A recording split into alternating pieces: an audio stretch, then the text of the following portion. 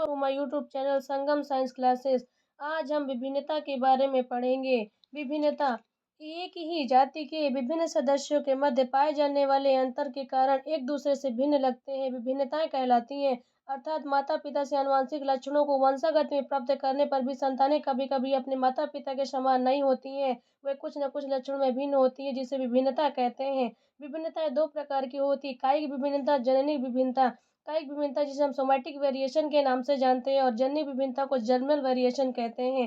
कायिक विभिन्नता इस प्रकार की विभिन्नता का प्रभाव कायिक अर्थात काया शरीर शारीरिक कोशिकाओं पर पड़ता है, अर्थात ये विभिन्नताएं कभी वंशागत नहीं होती हैं।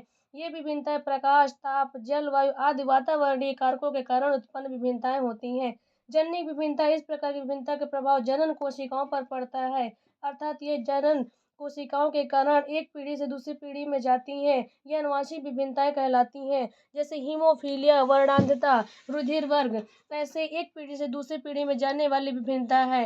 विभिन्नताओं का महत्व। विभिन्नता हमें जैव विकास का महत्व बताती है। ये जैव विकास का आधार होती है। विभिन्नताएं आनुवंशिकता का आधार बनाती हैं। Thank you.